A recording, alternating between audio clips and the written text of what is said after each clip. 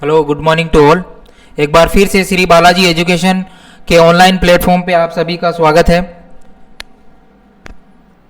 Welcome to all.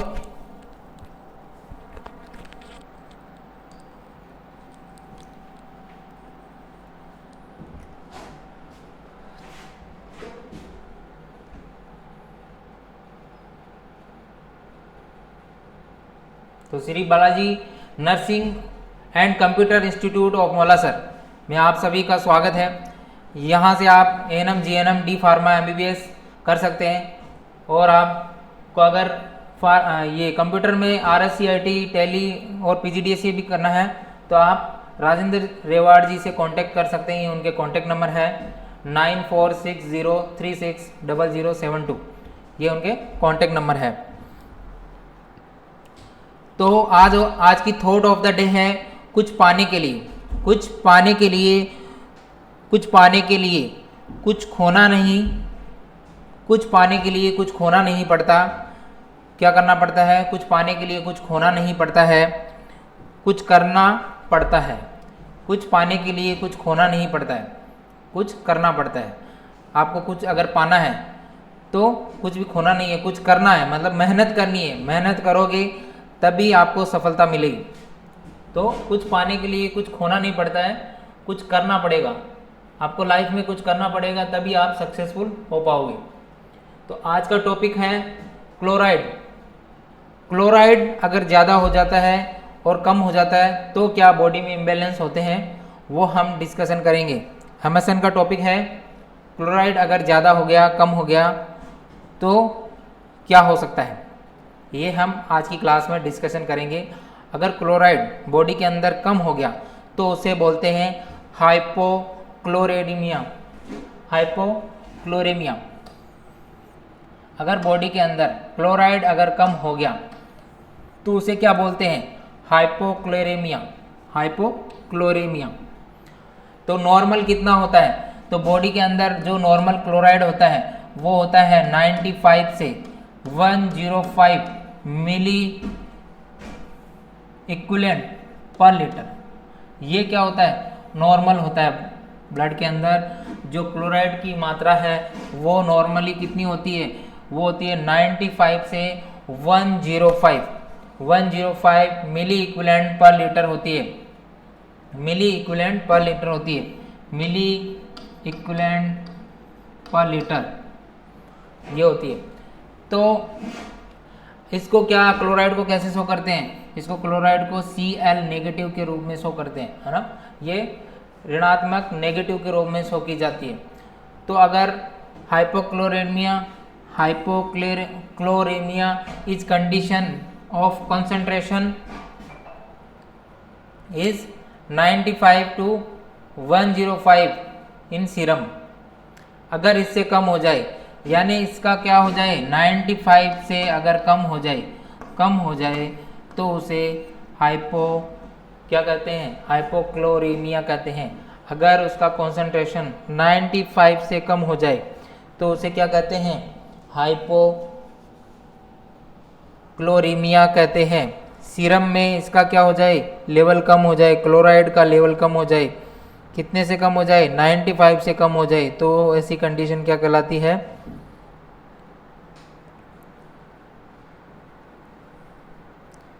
Hypochloraemia कहलाती है। Hypochloraemia कहलाती है। तो इसका नॉर्मल जो रेट होती है, नॉर्मल होता है वो लगभग 108 तक नॉर्मल होता है। 108 तक नॉर्मल होता है। 95 से 108 मिली इक्विवेलेंट पर लीटर तक नॉर्मल होता है। किसी बुक में थोड़ा ज़्यादा दिया है, किसी में 107 दिया हुआ है, किसी में 108 दिया हुआ है। तो 95 से 108 है वहाँ तक नॉर्मल होता है, मिली इक्विवेलेंट पर लीटर तक नॉर्मल होता है। ठीक है।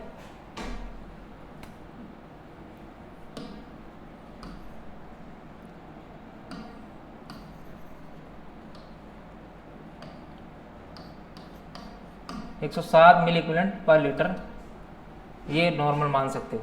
108 नहीं 107 बेस्ट आंसर है इसका, 95 से 107 मिली इक्विवेलेंट पर लीटर। तो अगर 95 से कम हो जाए, अगर इसका सीरम में लेवल जो है, सीरम के अंदर इसका लेवल 95 मिली इक्विवेलेंट से कम हो जाए तो उसे हाइपोक्लोरेमिया कहते हैं, हाइपोक्लोरेमिया कहते हैं, क्लोरीमिया कहते हैं। इसका कारण क्या हो सकता है, कॉज क्या हो सकते हैं, इसके कारण क्या क्या हो सकते हैं, किस कारण से यह कम हो जाता है। तो renal loss and chloride loss क्या है, रीनल फंक्शन लॉस हो जाए, है ना, रीनल के थ्रू लॉस हो सकता है, किडनी के थ्रू यह लॉस हो सकता है, किडनी के थ्रू यह कम हो सकता है, और किडनी के थ्रू ये कम हो सकता है, और किससे कम हो सकता है, और chloride loss from the excessive sweating, ज़्यादा पसीना आने की वजह से भी लॉस हो सकता है। ज़्यादा स्वेटिंग हो, अगर पसीना ज़्यादा आ जाए, पसीना ज़्यादा हो तो उसके कारण भी हो सकता है, पसीना अगर ज़्यादा हो बॉडी के अंदर, है ना, तो उसके कारण भी हो सकता है।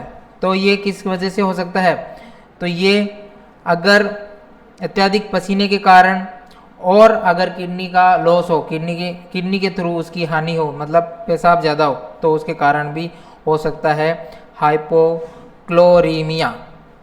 ये इसके मुख्य कारण हैं, इसके हाइपोक्लोरीमिया के मुख्य कारण हैं। एक तो रीनल लॉसेस और chloride loss from the excessive sweating, ज़्यादा पसीना आने की वजह से भी लॉस हो सकता है। तो उसके बाद में सिम्टम क्या देखने को मिलेंगे, लक्षण क्या देखने को मिलेंगे, इसके अंदर क्या क्या सिम्टम्स है जो इसको शो करेंगे।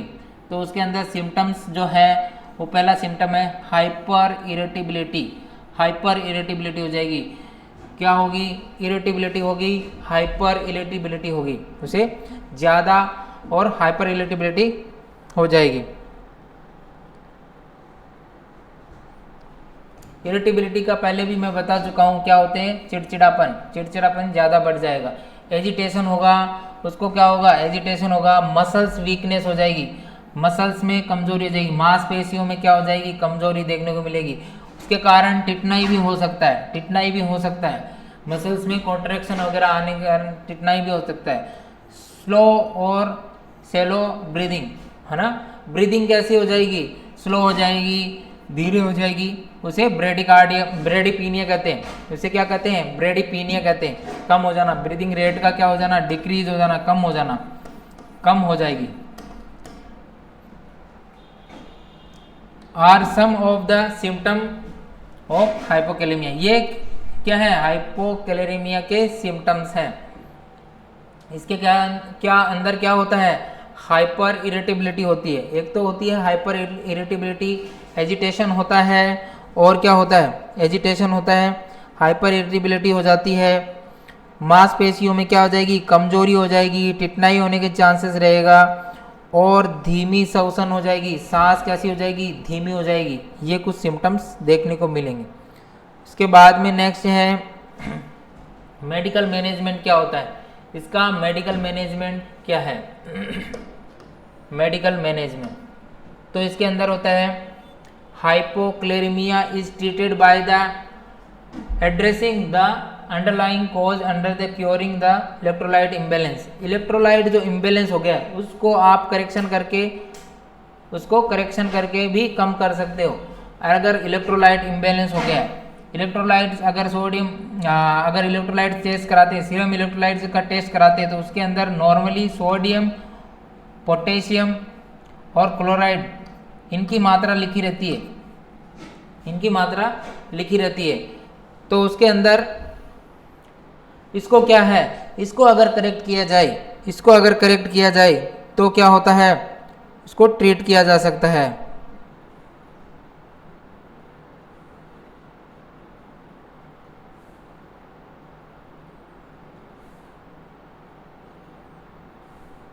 इसको ट्रीट किया जा सकता है। उसके बाद में नेक्स्ट है सोडियम क्लोराइड, पोटेशियम क्लोराइड और ammonium chloride should be administered as is रेडमी फॉर द इम्बेलेंस। अगर इम्बेलेंस हो गया है सोडियम क्लोराइड का, है ना, और पोटेशियम क्लोराइड का और अमोनियम क्लोराइड का असंतुलन हो गया है, अगर इम्बेलेंस हो गया है तो उसे दिया जा सकता है, तो उसे करेक्ट किया जा सकता है, दिया जा सकता है। तो सोडियम क्लोराइड पोटेशियम क्लोराइड, अभी मैंने बताया था सोडियम क्लोराइड, पोटेशियम क्लोराइड, और अगर ammonium chloride should be administered is, अगर वो कम हो गए हैं तो ये दे सकते हैं सोडियम क्लोराइड इज इम्बेलेंस। अगर इम्बेलेंस हो गया तो इसे करेक्ट करेंगे, जैसे कम हो गया ज़्यादा हो गया तो इसको अगर करेक्ट करेंगे तो क्या होगा, क्लोराइड भी करेक्ट हो जाएगा। उसके बाद में sodium chloride is frequently used to replace 3/4 of the imbalance, while potassium chloride is used to replace the remaining 1/4। तो क्या करते हैं, सोडियम क्लोराइड फ्रिक्वेंटली यूज करते हैं रिप्लेसमेंट के लिए।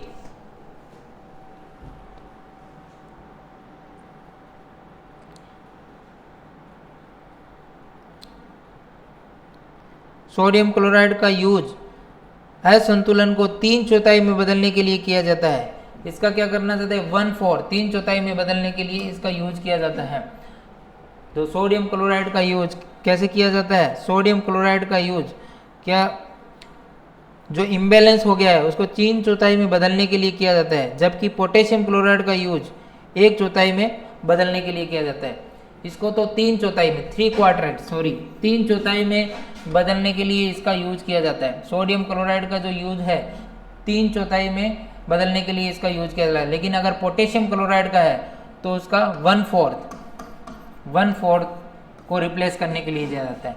1/4 को रिप्लेस करने के लिए पोटेशियम क्लोराइड का यूज किया जाता है, लेकिन सोडियम क्लोराइड का 3/4 3/4 में बदलने के लिए किया जाता है।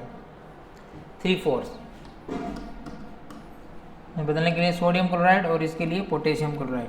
टू ट्रीट क्लोराइड इम्बैलेंस, कैसे क्लोराइड इम्बैलेंस को कैसे ट्रीट करोगे, तो 0.9% NS है ना, 0.9% NS दी जाती है सोडियम क्लोराइड में। 0.9% sodium chloride solution is employed, मतलब जो 9% NS आती है, नॉर्मल सलाइन आती है, वो दी जाती है। The dose is adjust according to the patient useful fluid needs, और ये जो डोज है वो एडजस्ट की जाती है पेशेंट के फ्लूइड वॉल्यूम की नीड के अकॉर्डिंग, कितना फ्लूइड की आवश्यकता है उसके अकॉर्डिंग इसकी डोज है, कितने फ्लूइड की उसको आवश्यकता है उसके अकॉर्डिंग इसकी जो नीड है वो पूरी की जाती है। ठीक है। Potassium chloride is given in a dose of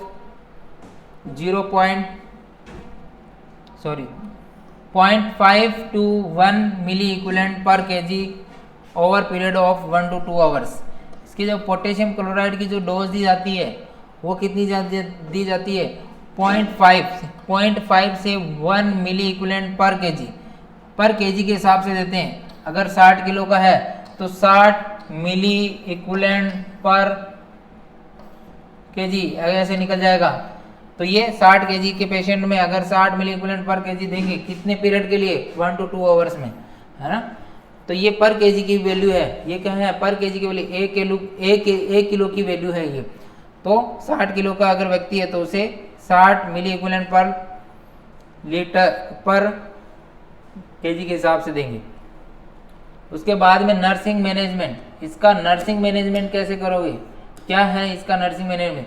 she should check the serum urinary, serum से चेक करेंगे, जैसे ब्लड से करेंगे और यूरिनरी भी कर सकते हैं, कैल्शियम लेवल, है ना, सॉरी क्लोराइड लेवल कैसे चेक कर सकते हैं, ब्लड से कर सकते हैं, यूरिनरी के थ्रू कर सकते हैं। और पेशेंट की क्या करेंगे, एबीजी करेंगे, आर्टेरियल ब्लड गैसेज चेक करेंगे, और सीरम सोडियम पोटेशियम लेवल भी चेक करेंगे। सीरम सोडियम और पोटेशियम, सोडियम और क्या है ये पोटेशियम लेवल भी चेक करेंगे। और ये होता है आर्टेरियल ब्लड गैसेस,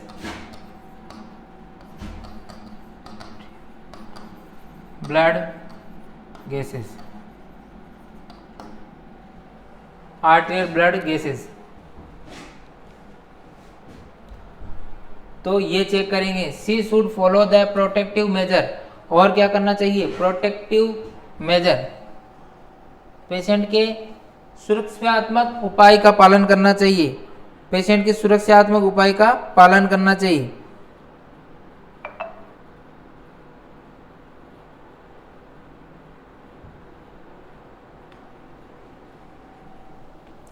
सुरक्षात्मक उपाय का पालन करना चाहिए। उसके बाद में नेक्स्ट है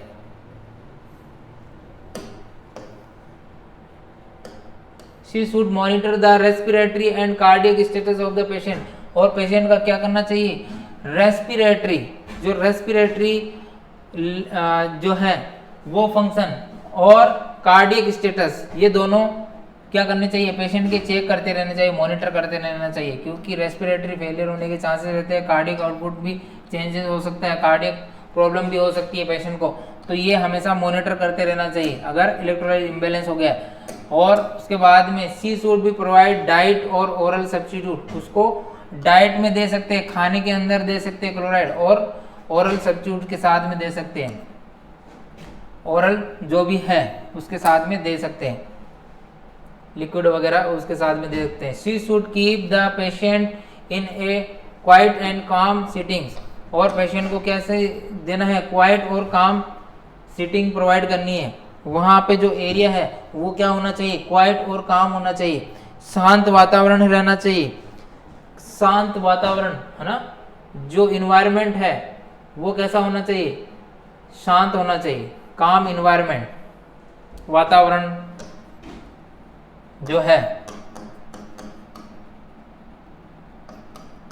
वो शांत होना चाहिए। उसके बाद में नेक्स्ट है हाइपरक्लोरीमिया।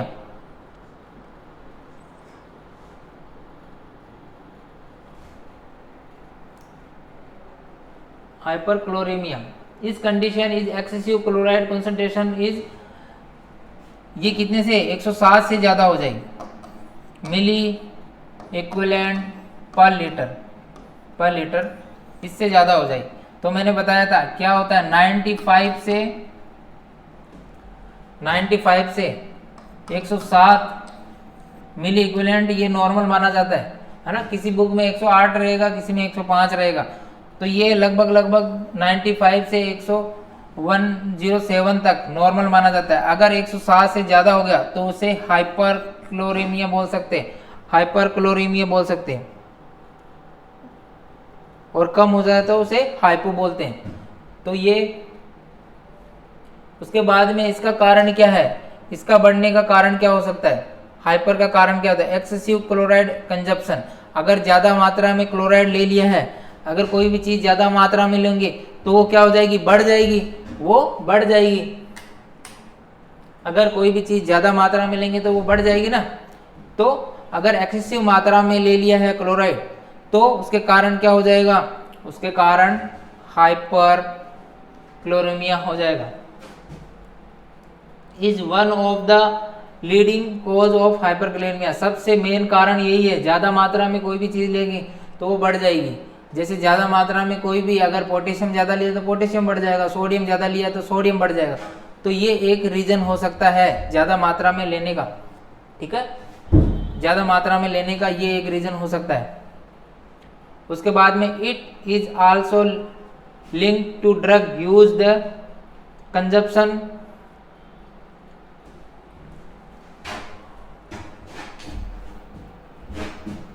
it is also linked the drugs used to consumption,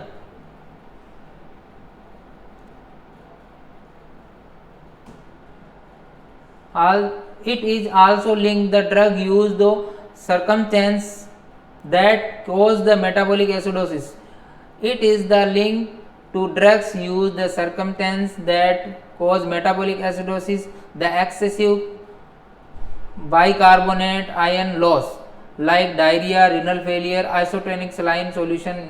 तो ये किस वजह से हो सकता है, ये क्या हो सकता है, मेटाबॉलिक एसिडोसिस के कारण भी हो सकता है। मेटाबॉलिक एसिडोसिस किसे कहते हैं, जब पीएच है, ब्लड का पीएच नॉर्मल कितना होता है 135 से 7.45 से 7.45 जो होता है ब्लड का जो पीएच होता है वो नॉर्मल होता है। अगर ये कम हो जाए तो एसिडोसिस कर सकता है, अगर ये बढ़ जाए तो एल्कलोसिस कर सकता है। तो ये क्या होता है, इसमें ब्लड का पीएच कम हो जाता है, पीएच क्या हो जाता है, कम हो जाता है। और क्या होता है, पीएच तो कम होता ही होता है, उसके साथ साथ में CO2 भी थोड़ी बहुत कम हो सकती है, डिक्रीज हो सकती है। और NaCO3 मतलब सोडा बाइकार्ब होते हैं, जो बाइकार्बोनेट होते हैं, वो भी क्या हो जाते हैं, कम हो जाते हैं।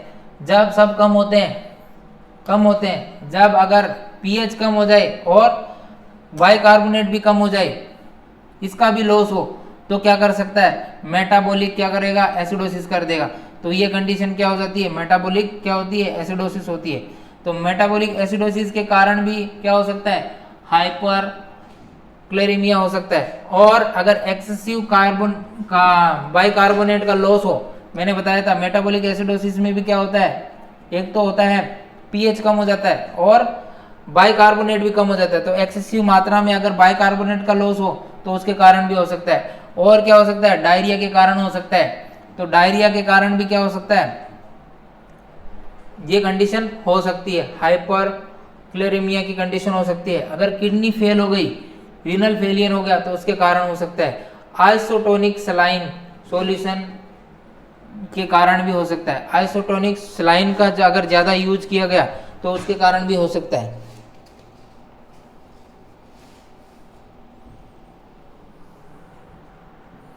आइसोटोनिक सलाइन का अगर यूज ज़्यादा किया गया तो उसके कारण भी हो सकता है। आइसोटोनिक सलाइन कौन सी होती है, आरएल NS होती है, 9% NS होती है ना, आरएल होती है। तो NS का अगर ज़्यादा यूज़ किया जाए, NS के अंदर क्लोराइड भी होते हैं, तो वो ज़्यादा जाएगा तो उसके कारण भी हो सकता है। ये हो गया मेन कारण, किस किस कारण से ये बॉडी के अंदर बढ़ सकता है। उसके बाद में इसके सिम्टम क्या आएंगे, लक्षण क्या आएंगे, लक्षण क्या है, सिम्टम क्या क्या है। मसल्स वीकनेस, मसल्स में क्या आ जाएगी, वीकनेस आ जाएगी, यानी कमजोरी आ जाएगी। लोअर लेवल ऑफ कॉन्शियसनेस, जो कॉन्शियस लेवल है, चेतना का जो स्तर है, वो क्या हो जाएगा, कम हो जाएगा। चेतना का जो स्तर है वो क्या हो जाएगा, लोअर लेवल, कम हो जाएगा, यानी सेमी कॉन्शियस या अनकॉन्शियस वगैरह जैसी सिचुएशन भी आ सकती है। उसके बाद में डीप एंड फास्ट ब्रीदिंग, उसके अंदर स्लो हो रही थी लेकिन इसके अंदर फास्ट हो रही है। उसके अंदर ब्रेडिकार्डिया देखने को मिल रहा था, इसके अंदर टेकीकार्डिया देखने को मिल रहा है, टेकीपीनिया, सॉरी कार्डिया नहीं, पीनिया, पीनिया। ब्रीदिंग का बढ़ जाना टेकीपीनिया कहलाता है, और ब्रीदिंग का कम हो जाना, ब्रीदिंग का कम हो जाना टेकी ब्रेडीपीनिया कहलाता है, और बढ़ जाना क्या कहलाता है, टेकीपीनिया कहलाता है। और कार्डिया किसे कहते हैं, कार्डिया कहते हैं हार्ट रेट का बढ़ जाना टेकीकार्डिया, और कम हो जाना ब्रेडीकार्डिया कहलाता है। तो यहाँ पे ब्रीदिंग है, तो ब्रीदिंग अगर फास्ट हो गई है तो टेकीपीनिया कहलाएगा। और इसकी क्या है, ब्रीदिंग डीप होती है और फास्ट हो जाती है, यानी तेज हो जाती है, तेज हो जाएगी ब्रीदिंग। श्वसन क्रिया कैसे हो जाएगी, श्वसन तेज हो जाएगी, तेज श्वसन हो जाएगी। उसके बाद में hyperchloremia, hyperchloremia breathing are some of the symptoms of, ऐसे कुछ सिम्टम्स देखने को मिलेंगे इसके अंदर। मसल्स वीकनेस और lower level of consciousness, deep और फास्ट ब्रीदिंग जैसे कुछ सिम्टम्स हाइपरकैलेमिया के अंदर देखने को मिलेंगे। ये कुछ सिम्टम्स इसके अंदर देखने को मिलेंगे।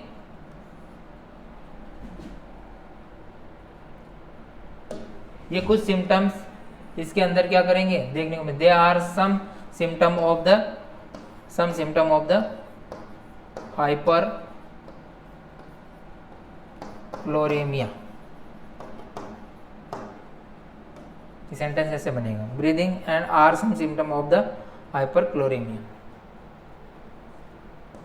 उसके बाद में मेडिकल मैनेजमेंट क्या करोगे इसका, एक होता है नर्सिंग मैनेजमेंट, एक होता है मेडिकल मैनेजमेंट। तो मेडिकल मैनेजमेंट में क्या करेंगे, determination of the underlying cause along with the correction of acid balance disorder. अगर किसी को मेटाबॉलिक एसिडोसिस वैसी प्रॉब्लम है, जैसे मेटाबॉलिक एसिडोसिस के कारण भी मैंने एक कारण बताया था, मेटाबॉलिक एसिडोसिस के कारण भी क्या हो सकता है, हाइपर क्लोरीमिया हो सकता है। तो उसको एसिड जो इम्बैलेंस हो गया है उसको करेक्शन करेंगे। सबसे पहले एसिड जो इम्बैलेंस हो गया है उसको, मेटाबॉलिक एसिडोसिस हो गया तो उसको करेक्ट करेंगे। पीएच कम हो गया तो उसको करेक्ट करेंगे। बाइकार्बोनेट अगर बॉडी में कम है तो उसे करेक्ट करेंगे, वो बाइकार्बोनेट देंगे, आईवी के थ्रू देंगे बाइकार्बोनेट वगैरह। तो ये क्या होगा, ये भी ठीक हो जाएगा। एसिड बेस डिसऑर्डर है तो इलेक्ट्रोलाइट्स अगर इम्बेलेंस हो गया तो उसे करेक्ट करेंगे, ये तो हो गया है ना। अगर इलेक्ट्रोलाइट्स इम्बेलेंस हो गया, सोडियम पोटेशियम वगैरह वो भी चेक करेंगे, अगर वो भी इम्बेलेंस हो गया है तो क्या करेंगे, उसे भी करेक्ट करेंगे। फ्लूइड इम्बेलेंस हो गया है, बॉडी के अंदर फ्लूइड का इम्बेलेंस हो गया, अगर हाइपरवोलीमिया हाइपोवोलीमिया ऐसा कुछ हो गया है, फ्लूइड का इम्बेलेंस हो गया तो वो भी करेक्ट करेंगे। Are the part of hyperchloremia treatment, और ये सब किसके पार्ट हैं, किसके, हाइपरक्लोरेमिया के पार्ट्स हैं। इसको अगर करेक्ट करेंगे तो ये भी करेक्ट हो जाएगा। For diluting the excessive chloride oral IV fluid intake should be enhance. और क्या करेंगे, dilating the excessive chloride oral और IV fluid intake should be enhance.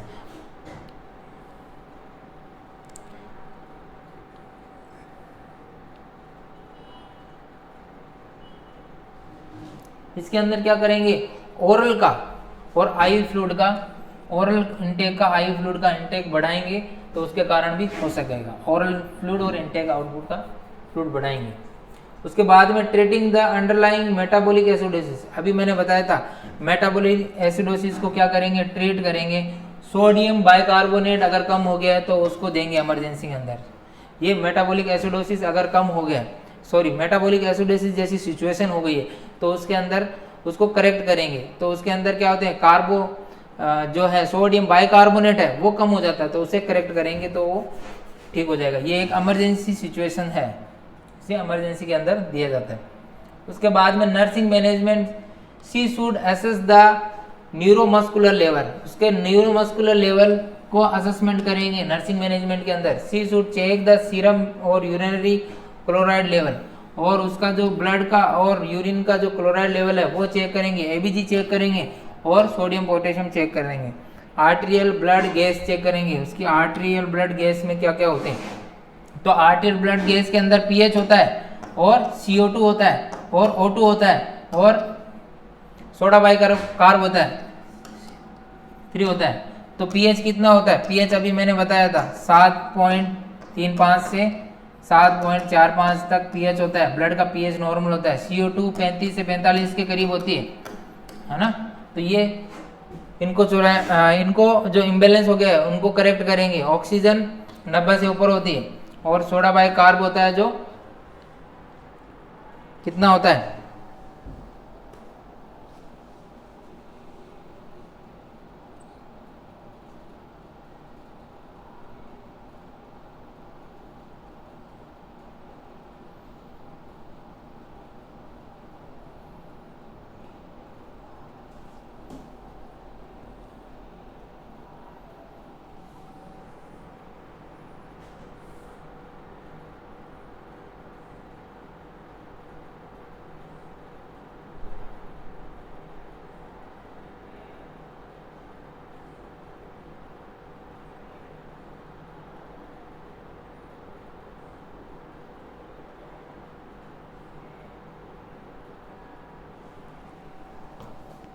अलग अलग बुकों में अलग अलग मिलेगा। सोडा बाइकार्ब का लेवल होता है जो 22 से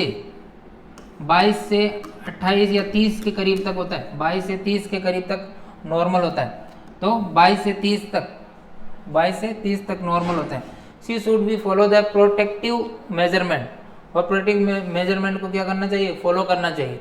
she should monitor the respiratory cardiac status of the patient, और पेशेंट के कार्डियक और रेस्पिरेटरी स्टेटस को चेक करना चाहिए, मॉनिटर करते रहना चाहिए। उसको कोई रेस्पिरेटरी प्रॉब्लम तो नहीं है, कार्डियक प्रॉब्लम तो नहीं है। She should be restrict intake of the sodium and chloride, और उसे सोडियम और क्लोराइड डाइट है उसके खिलाफ रिस्ट्रिक्ट कर देना चाहिए, मतलब वो ज़्यादा नहीं देनी चाहिए।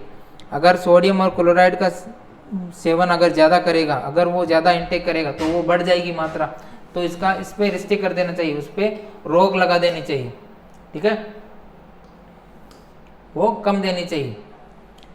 तो ये हो गया क्लोराइड अगर ज़्यादा होता है तो हाइपर क्लोरेमिया कहलाता है, और अगर कम हो गया तो हाइपोक्लोरेमिया कहलाता है।